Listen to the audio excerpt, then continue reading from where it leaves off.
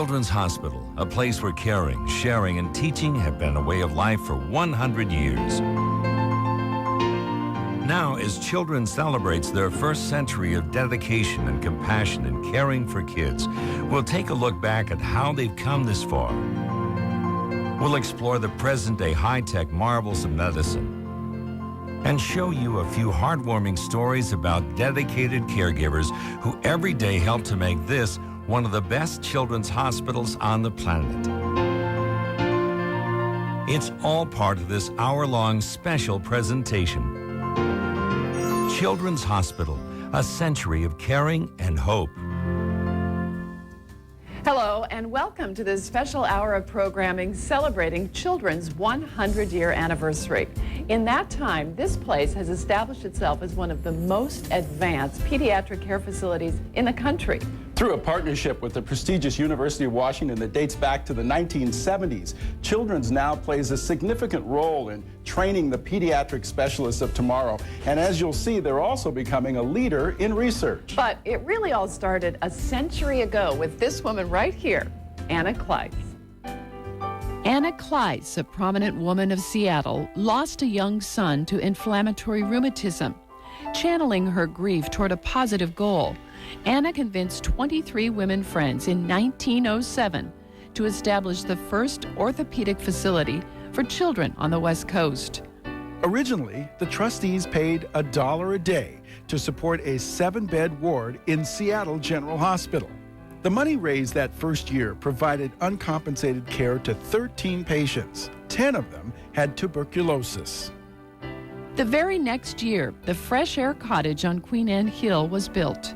It was used as a convalescence home where children could be taken after their treatment at Seattle General. Then in 1911, Children's opened a new 27-bed, state-of-the-art hospital on Queen Anne Hill, making sure that every room was flooded with light, sunshine, and fresh air. The daily routine for the young patients included early morning exercises. From the moment Children's opened its doors, the hospital became a vital part of the community. For more than 40 years, the needs of children throughout the region were served from a 40-bed facility on Queen Anne. Polio and tuberculosis were two of the most common illnesses treated. A Saturday morning on Queen Anne Hill. Street closed at 7 a.m. This is a very special day at what is doubtless Seattle's best-loved institution, the day of Operation Orthopedic. Today, Sandra and scores of other children are leaving what has been for them another home. Now they're going to a new one, and they're eager to see what it's like. In 1953, Operation Orthopedic mobilized the Seattle community to move Children's to its present Laurelhurst site. Excitement over the move was impossible to contain. How do you like your new home here? Oh, gee, I think it's nice. In its first 100 years of caring for kids, Children's has never wavered from its founding vision that all children deserve medical care regardless of their family's ability to pay. That attitude of caring and commitment to excellence hasn't changed either, and that's perhaps no more evident than in the front lines of nursing. To be a pediatric nurse takes a kind, caring, and compassionate person who really loves kids. And those are traits that from the very beginning have been handed down generation to generation. But as you're about to see, sometimes handing down those admirable attributes is a family affair. There you go. Round and round. From the very beginning, nursing has been a nice niche for Janie Pinio. It's just always felt right. Kind of a natural caregiver, very mothering, and so that just kind of lent itself to going to nursing. Through most of her 26 years at Children's, Janie has chosen to work part-time, balancing her career with being a wife and being a mom to her son Luke and daughter Chelsea. Judging from their family album, perhaps it was in the cards from the beginning that young Chelsea would follow in Mom's footsteps. Growing up, she saw the love and compassion and wanted to be a part of it. My mom has countless stories of, sorry, I didn't mean to get emotional, of relationships that she's built with kids. And that's what led me into nursing. Out of the blue, she said, "Mom, would you mind if I wanted to be a nurse?" And I said, "Would I mind? Why would I mind?" And I'm going to cry. I said, "You have to do what your heart tells you not what I did. And she said, I realized I'm really fighting what I really want to do, and I want to be a nurse, and I want to take care of bald kids. Kayla? Kayla? She has been hearing my stories for years. You know, we had many dinners where I'd tell a story about what happened with a kid that day, and I think it pulled on her heart, you know, from the word go.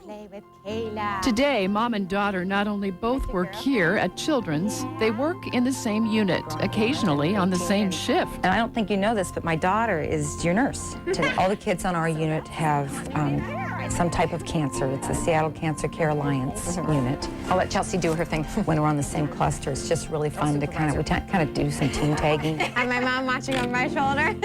I feel like she's kind of watching out for me more than me watching out for her now. It's pretty funny. She's full of energy. But it's just fun to see her doing her thing and observe her being an excellent nurse. It's a delight. I'd heard her stories over the years, but I'd never seen her in action. So to get to work with her as a nurse side by side and see her doing the things that she had spoken of for years was really thrilling.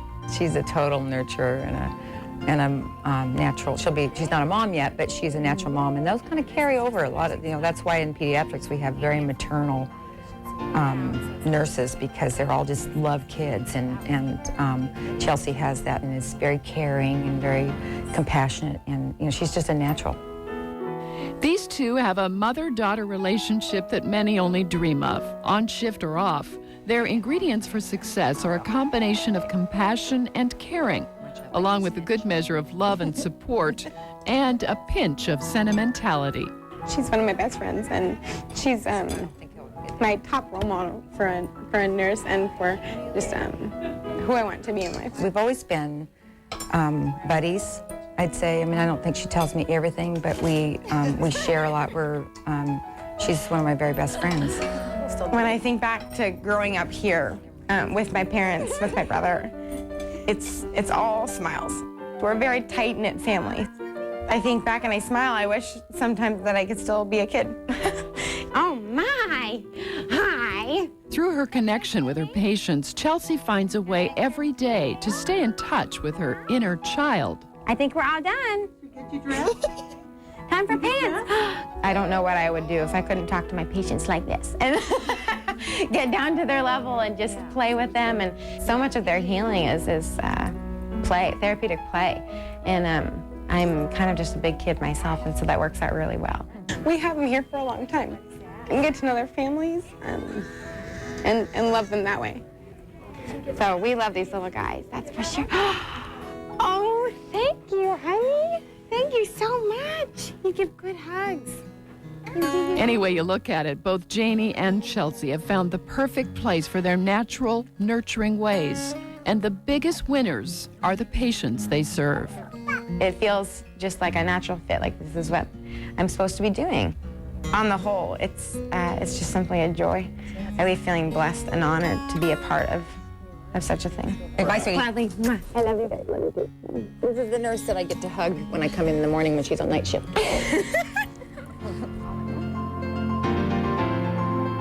Up next, we'll show you some of the amazing work being done here in the craniofacial unit and how breakthroughs in our lifetimes are now making it possible for cancer patients to no longer face amputation in many instances.